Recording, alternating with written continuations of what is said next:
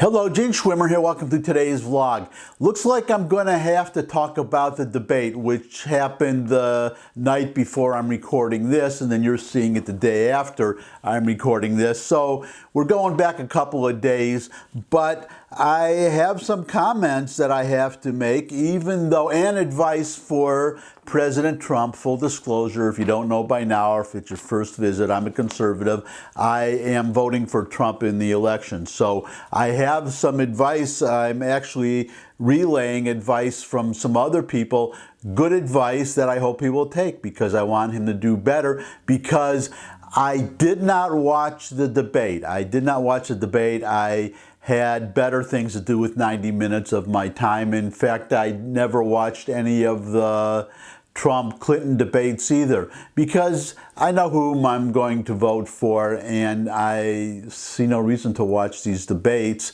But I did see clips, and I read enough commentary to know what happened. And as I understand, it was a real slugfest with candidates interrupting each other, some substance, but not a lot. But the constant interrupting, I'm going to get to that in a moment.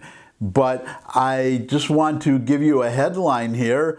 Commission on Presidential Debates to modify format for second debate after unruly first debate. The commission hasn't announced what the modifications would be. And in fact, there has actually been talk about whether Biden wants to participate in any more debates. We'll see what happens. But assuming that the debates do go forward, the suggestions were very good, I think. Now, my own suggestion, I'll get to my suggestion, but let me give you these two really quick. And, well, it's actually just one, which is from Jeff Greenfield, and he says, I think if there's a next debate, the moderator has to be able to cut off the mic of whoever is interrupting. Now, I would disagree with that slightly. It's a good basic idea that if a candidate interrupts another candidate, then shut off that interrupting candidate's mic, but obviously part of the interruption gets out if you do it that way, because you have to hear the interruption start before cutting off the mic.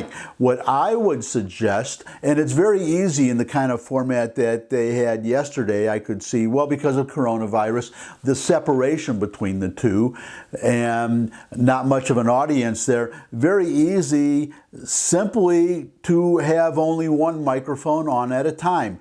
When the moderator asks a question, turn on the mic for that candidate, and then when it's the other candidate's turn to respond, then shut off the first candidate's mic and turn on the other mic, and that way have only one person speaking at a time.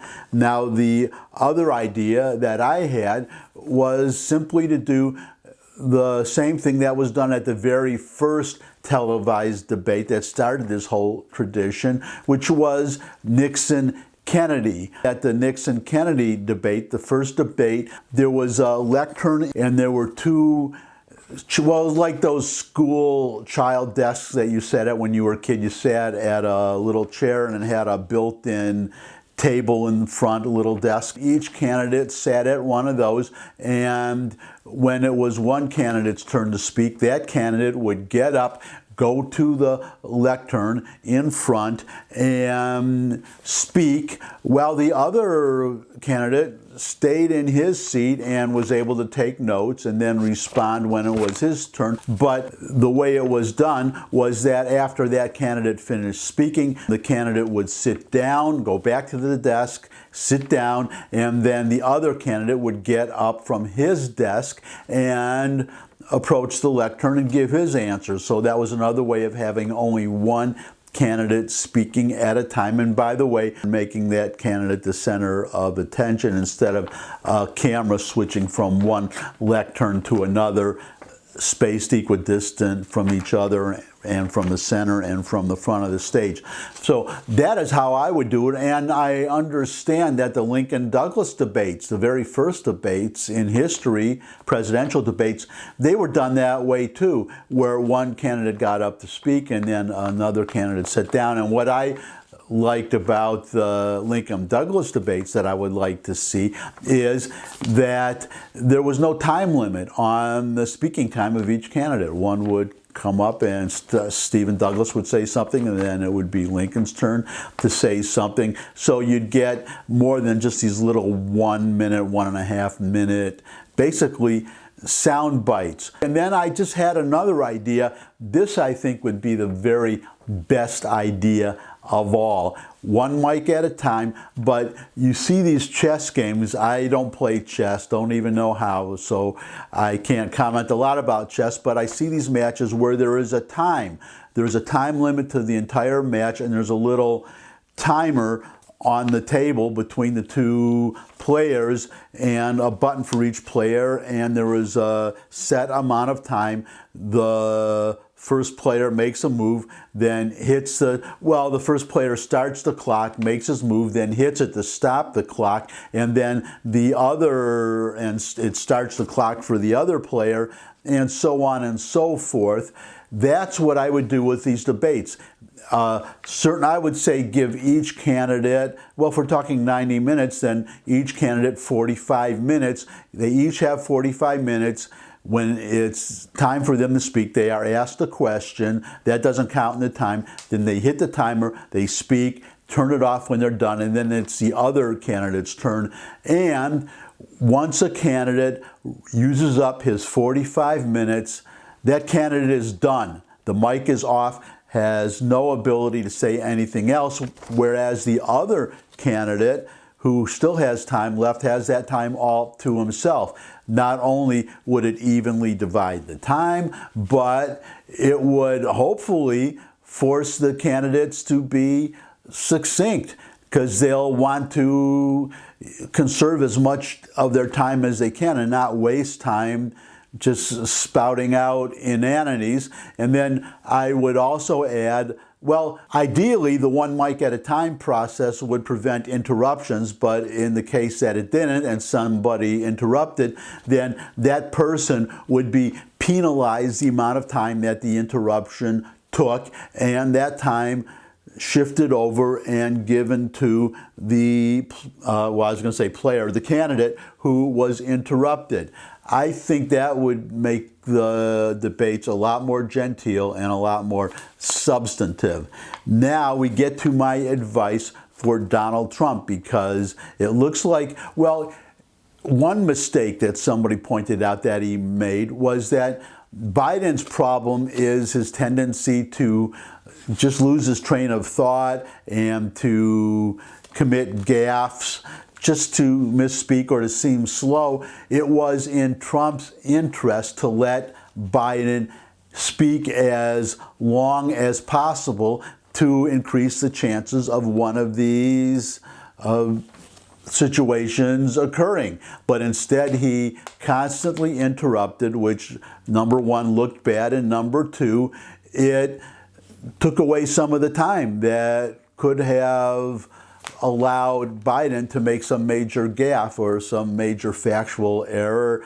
250 million people died from coronavirus. Trump missed a real opportunity to potentially have one of those things occur. He should also have started asking questions. I understand he did a couple, but he should have, he did point out the bias of Chris Wallace, but then he should have said, okay, here's a question that I hope the moderator will ask, and then ask about, say, that January 5th meeting in the White House, Biden suggesting the Logan Act. It could also be worth asking out loud, rhetorically, to the monitor, why don't you ask Joe Biden why he's not willing to take the Montreal cognitive assessment test like I did, because of these questions about Biden's cognitive ability. Had Trump done that, first of all, it puts the question out there.